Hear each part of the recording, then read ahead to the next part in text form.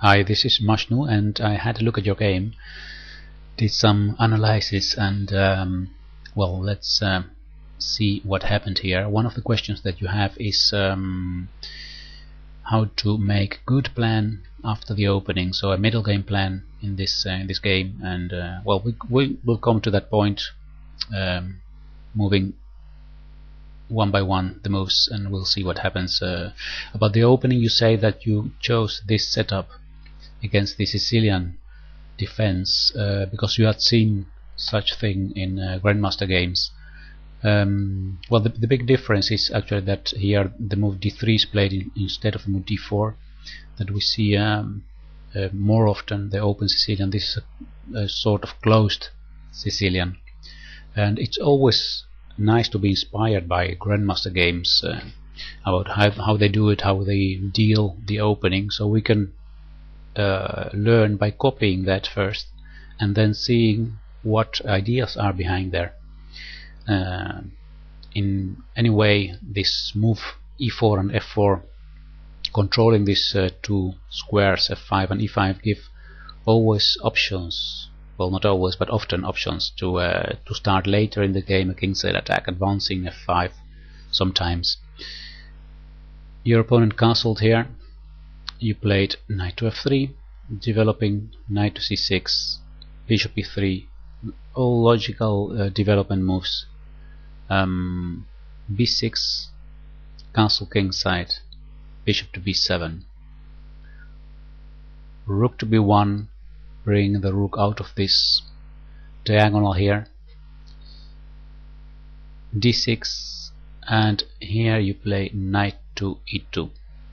So this was your plan, by playing rook to b1 with the idea of playing knight to e2, so later you perhaps can play c3 and d4, which is a very logical idea in this type of positions. The only thing that we must be careful about is what happens later in the game. He plays queen to c7, you continue with your own idea, c3, and he plays d5 now. So here something has changed now in the pawn structure, and that's why your original plan of playing d4 here, and you did do it in the game, you play d4 here, has changed. So it could have a different consequence here. The fact that the pawn now is advanced to d5 means that we have to take care of all variations where d takes e4 happen.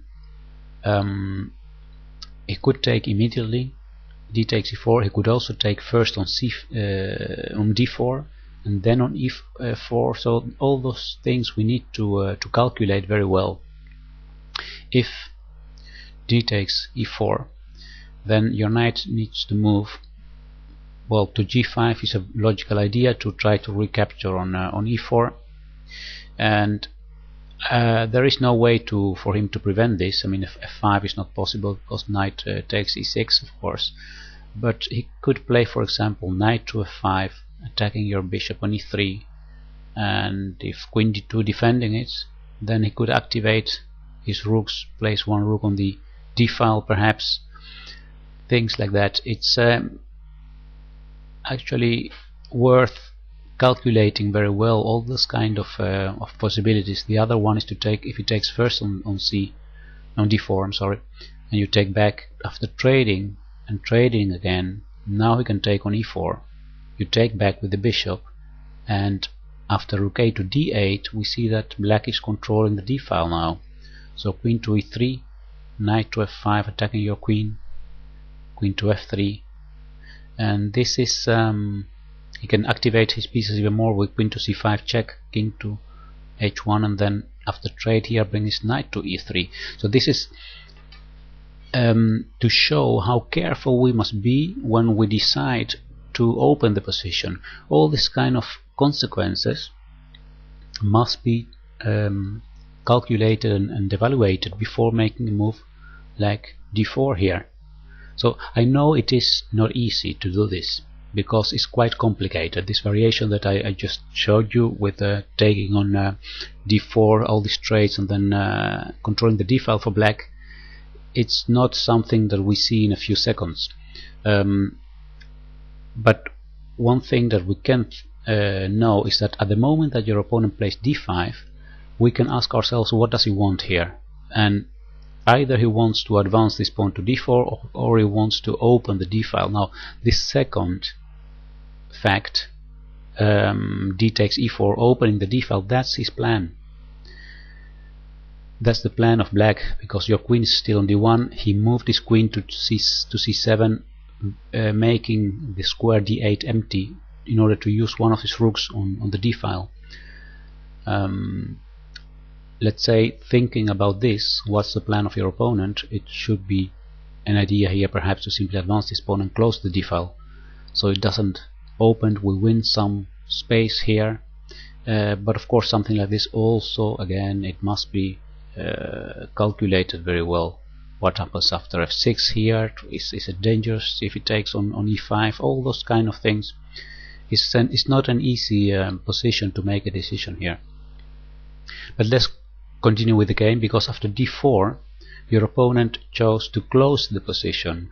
Now that's not a very good decision by your opponent. He played c4 here, closing the position completely, and that means that his own plan with queen to c7, rook to d8 and opening the d file doesn't work anymore.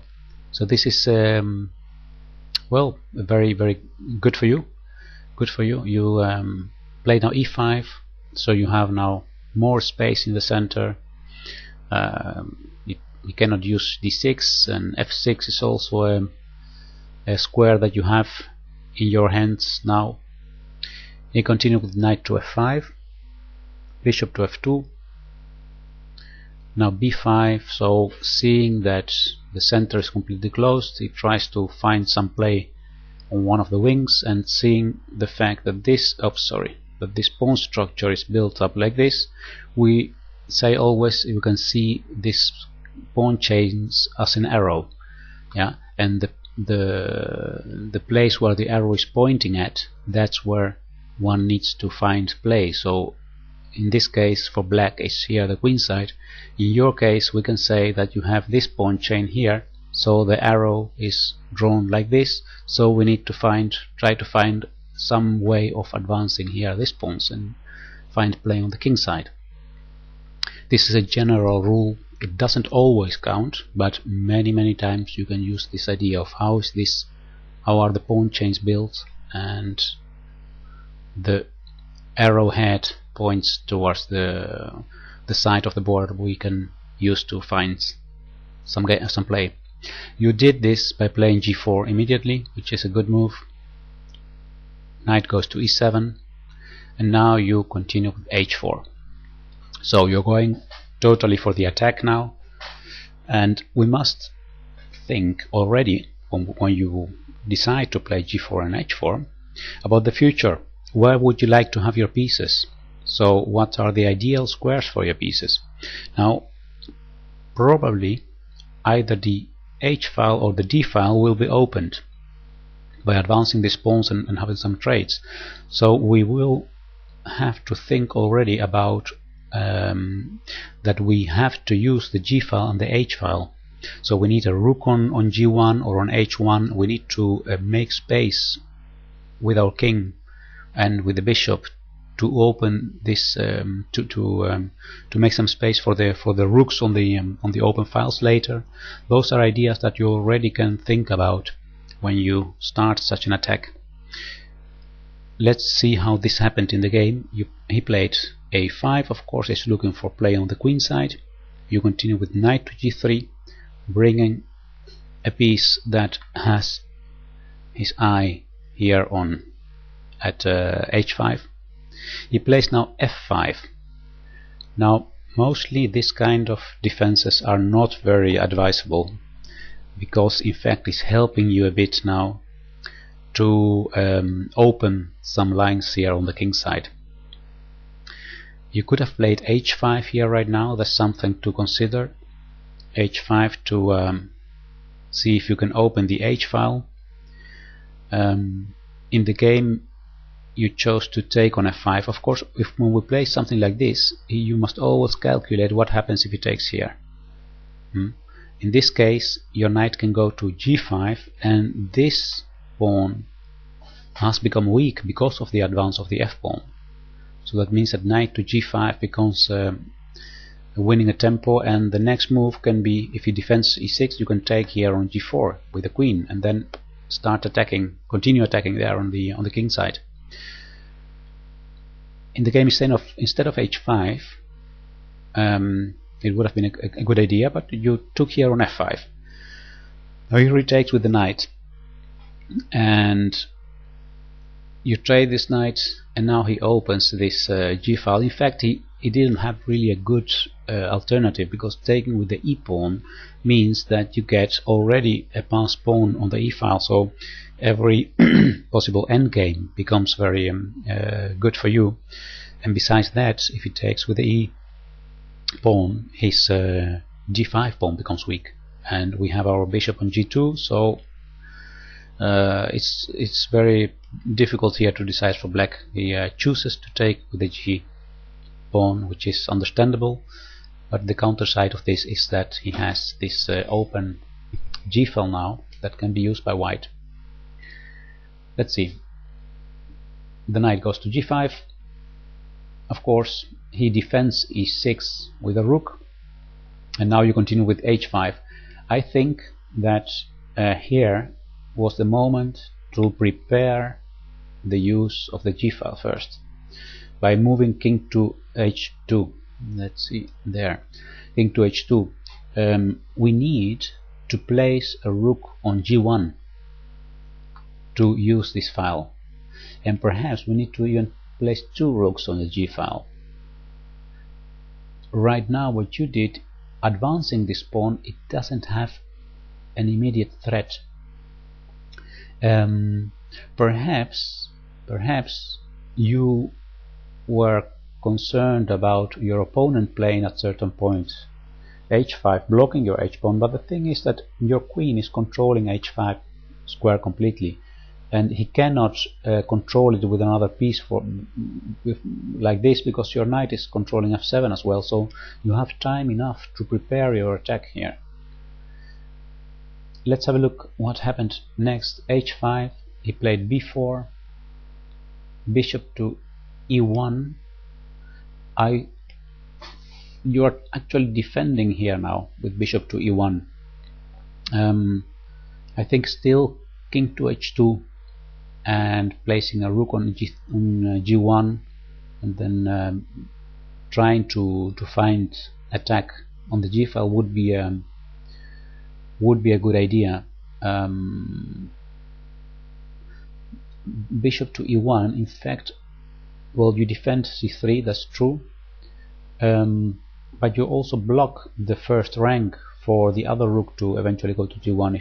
If we think really forward, in, let's say, fantasizing a bit, if this rook will go later to g1 and to g3, and we move the piece away, we want to have the other rook on g1, so we have 2 rooks here on the g file, so every piece on the first rank is blocking our own plan. Now, I can imagine that you did this move bishop to e1 with the idea that if he takes here, you want to take with the bishop. Now I wonder if that's better than taking with the pawn. I think that after retaking with the pawn on c3, you have a new open file here where your rook is standing. So and d4 is also still defended by a pawn then. So I don't agree with this bishop to e1 idea. He plays now h6, so he wants to get your knight away from here. There was a tactic here that wasn't seen, and it has to do with the weakness on e6. Now we have this bishop looking at d5, and if you take here on e6, knight takes e6. If you retakes, now you can play bishop to d5, takes d5, pinning the rook. So that means that we would trade 2 light pieces for this rook, but we will also get these 2 pawns, the e and the d pawn, and that makes it interesting. Let's say if he defends this rook let's see, knight to d8 for example, or rook to d8, and then we take here on e6, rook takes e6. We already have a fork here. It's even more, it looks like. Is this correct what I'm saying? Is this fork working? We must be careful with this kind of things, because we have to take care that our king is not completely safe. So perhaps a sacrifice on e5, take on e5, then we take the rook. He has knight to d3. This becomes interesting. It's not that clear. If we take the rook here, he has either knight to d3 but also queen to c6, threatening mate on g2. This looks dangerous for white. This looks actually too dangerous for white, opening the center like this. So perhaps this fork we don't need to do. It's better to keep this closed here.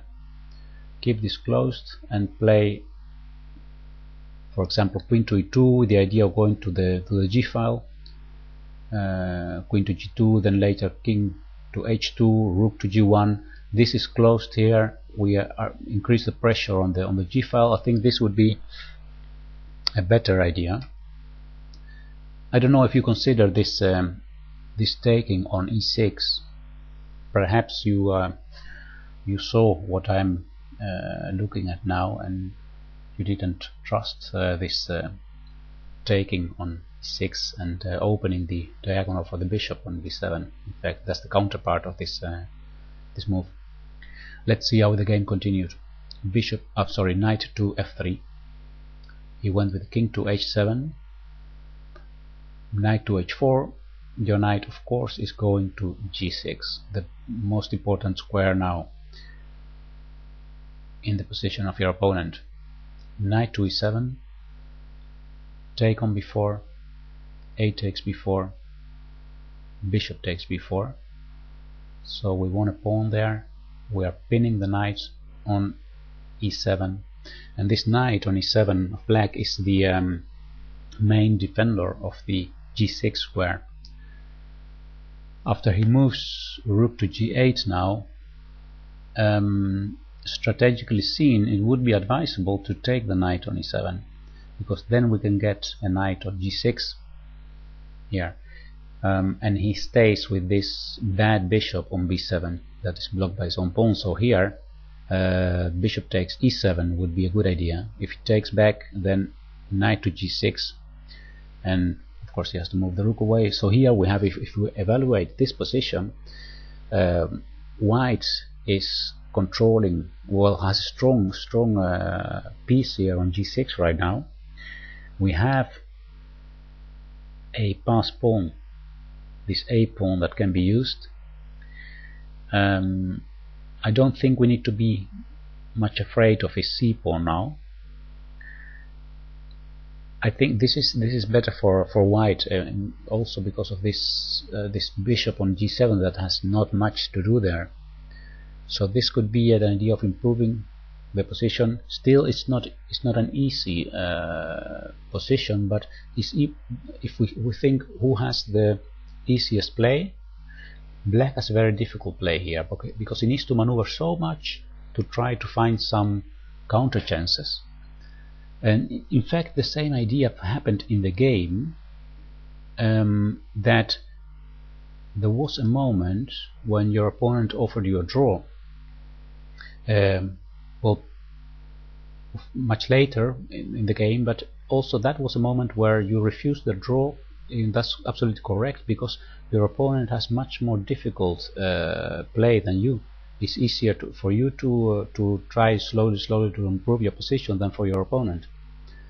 Here he played bishop to f8, now king to h2. So it looks like here you thought of the idea of using this g file with your heavy pieces. Knight to c6, the bishop must go away because it's attacked. Rook to a8, now a3 to defend this, to save this a pawn, and after bishop to c8, now you start doing moves that belong together. Let's say you control here now g6, so you play your knight to g6, and then after bishop to g7 you go rook to g3. Now you have a plan. Now you are playing on this g file. Bishop to d7, bishop to f3 again is very consistent, since you need to make space on the g file to place there the queen and the rook, so you can have some power here to use it. Bishop to e8 now. He perhaps wants to trade this dangerous knight, but well, if he takes on g6 you will have strong rook on g6 attacking e6, so this is not going to work for black, I think. Right now, about planning, what would be the ideal squares for our pieces? We would like to have this rook on g1, yeah, and perhaps later move it to g2 and placing the queen on g1, so we have 3 pieces on the g file. That could be a possible setup. In the game you played here queen to g1, and I think that this is, well, it's not bad. You still have a much better position than your opponent. I think it would be more accurate to play queen to c2, because then after, for example, knight to e7, you play the other rook to g1, and this looks like a much more natural setup to place both rooks here on the g file, and later the queen can be used to support this attack. I like more this position than this position. Rook to b8 by your opponent. Here you played bishop to d1, knight to e7, queen to g2, so you are playing with the idea to play a rook to g1, but it could have been done faster, as I just showed.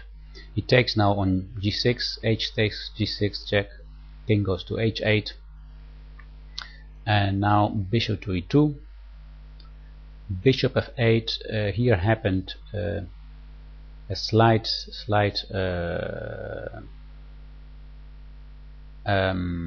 misunderstanding, that you played your bishop here, and I think this is a moment where you write in your message that you didn't see that it could take on a3. I don't know if it's possible actually here for him to take on a3, because we have this threat of advancing this pawn. Perhaps, let's see, if it takes on a3 you cannot retake, that's true, but g7 is very strong. Yeah, g7 is very strong. If king to h7, then we trade first the bishops and then we enter on g6.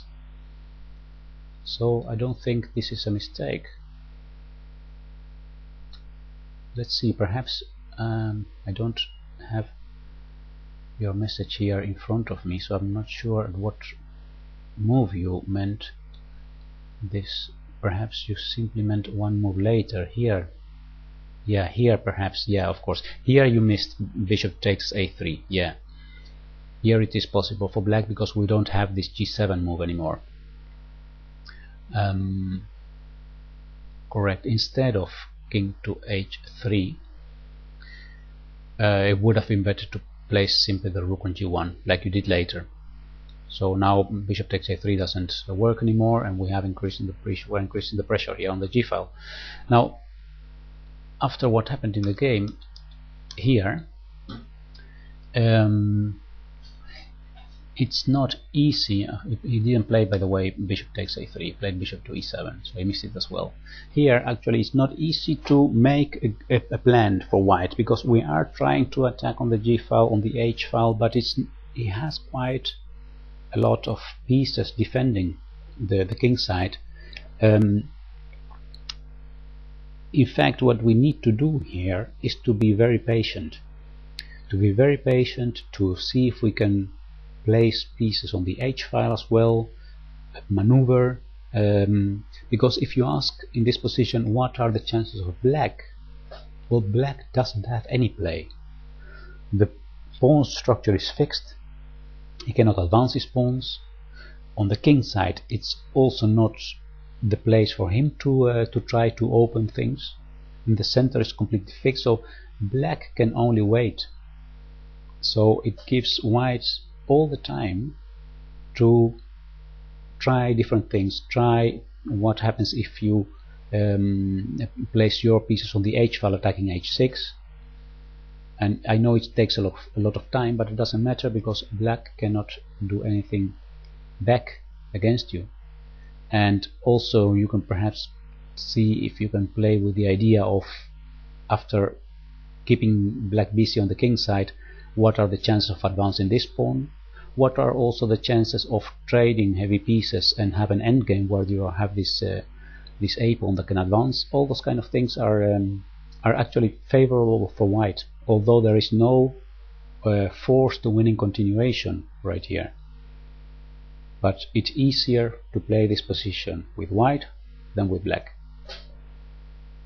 Rook to G1 played, bishop to D8, bishop to B4 now, bishop E7. Well, here is a moment of decision. You could take on E7. Now if he takes back, we have the same type of position where black doesn't have any play, although he could try to find a way to advance this pawn at some point. Perhaps bishop D7, rook to C8, and then try C3. Although he sacrifices a pawn, but perhaps he can use the B file. So those are things to think about. You decided to keep this closed, so you control with bishop to C3. You control all these squares, so black doesn't have any counter play here. King to H2, queen to E7, rook to H3. So now you are making your new plan of seeing if you can attack H6. He played queen to D7 here. He offered you a draw. I find it absolutely correct that you refused, because again it's easier here to try to attack with white than with black. So you have you are the one who is let's say dictating what happens in the game. You have the power of deciding what is going to happen and when it's going to happen. Bishop to D1, rook H8, queen G3, bishop E7, rook G2. These are slow moves, waiting moves, but you have lots of time, and in fact you can wait for his mistake, and it came often. This happens many times also in over the board games when you play this type of positions, that the defensive players, in this case black, thinks that white cannot make improvement, so he starts simply making moves to wait and offer draw, but at a certain point they make the wrong waiting moves. Like here he went his bishop to F8, and in fact he didn't see that he's giving away now control over H4, so a queen can enter to H4. You played bishop to B4 and he traded this bishop, so now H4 becomes a true weakness. He took on B4, and queen to H4 is the final blow, we can say. Now it's you are entering his position using the dark squares, and there is no way to prevent you entering on F6 with a queen. He played rook to B7, queen F6 check, king to G8, and G7 is the last move of the game. You win this. He resigned here. So I think you did follow, let's say, the correct strategy in that position where you had more space and your opponent didn't have any counter chances. You started doing slowly preparing moves and waiting in fact for your opponent to make a mistake, and many times this happens. It's very difficult for a black player in this type of position, when you have less space, so in this case black, to keep concentrated without giving at certain point some chances for white here. So well, let's go very fast now through the game. We have this closed Sicilian that you chose after you had seen this in a Grandmaster game. An important moment is the moment where you have this plan to play c3 and d4, but your opponent plays d5. This is a moment to actually again think, is my plan still good or not? Now, it was good for you that he closed the position by playing c4, so you could win space in the center and then start an attack on the king side. He tries to look for some counterplay on the queen side, but it doesn't work. This move f5 is a bad defensive move, because he gives you the chance of using the g5 square for your knight here, and he has this weakness on e6. The g file is being opened, so now it's a matter of, well, you played h5. It would be better to move the king away out of the g file so you can place your pieces on the g file. And we see that here, after you are able to control this g6 square, your position is good, and he doesn't have any counter possibilities. So it's a matter of maneuvering and waiting for his mistake. And that was the mistake here, when he allowed you to a bit later to allow you to trade this dark square bishop right here. Now the dark squares become so weak that it's impossible to stop white from penetrating there in black's position. Alright, congratulations with this win, and I hope you found this video instructive, and you can use it, what you learn from this, in your future games. Well, you can go now, if you like, to my website and make a donation, and I hope to see you back. Alright, see you, bye bye.